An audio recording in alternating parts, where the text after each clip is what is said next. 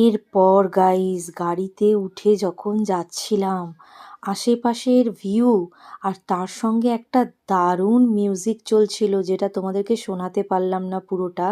ফিলিংসটাই awesome.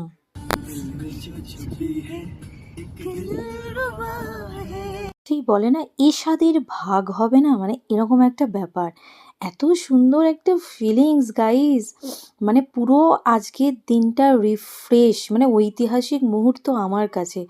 পুরো সুন্দরভাবে ঘুরে কাটিয়ে ট্রেকিং করে রিলস বানিয়ে বরফে নাচানাচি করে খাওয়া দাওয়া করে যখন পাহাড়ের গা বেয়ে গাড়ি করে গ্লাসটা খুলতে খুলতে মানে আর কি আসছিলাম, একটা অসাধারণ মুহূর্ত, মানে যেটা কি বলবো, অন দ্য স্পটে না থাকলে তোমরা বুঝতে পারতে না। তোমরা বলো, আমরা থাকি ওয়েস্ট বেঙ্গল হাওড়াতে।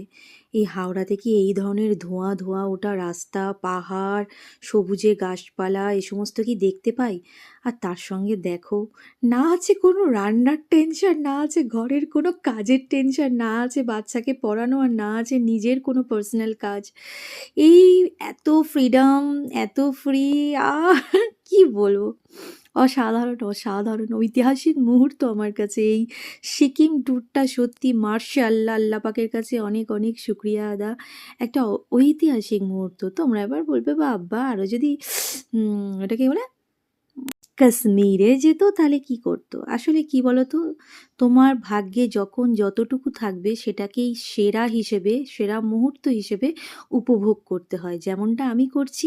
তবেই কিন্তু চলার পথে ভালো থাকবে, খুশি থাকবে। বেশি এক্সপেকটেশন করতে নেই। যখন যার ভাগ্যে যতটুকু আল্লাহ পাক দেবেন ততটুকু শুক্রিয়া আদায় করেই সুন্দরভাবে মুহূর্তগুলোকে কাটাতে হয়। এখন আমরা ফিরে যাচ্ছি, একদম হোটেলের দিকে রওনা হচ্ছি। আর সেখানে গিয়ে কি করি না করি আজকে পুরো রাতটারই কন্টিনিউ করবো। আর এই দেখো গাইস, দেখো যেটা বলেছিলাম তোমাদেরকে, ধোঁয়া, স্মোকি, মানে কুয়াশা, এটা কুয়াশা, মানে কি বলবো, যেন মনে হচ্ছে আকাশের ভিতর দিয়ে যাচ্ছি। বডির মধ্যে এতটাই ইমিউনিটি পাওয়ার বেড়ে গিয়েছিল বা এতটাই এক্সাইটমেন্ট কাজ করছিল যে গ্লাসটা খুলে যখন যাচ্ছি একটুও ঠান্ডা লাগছিল না।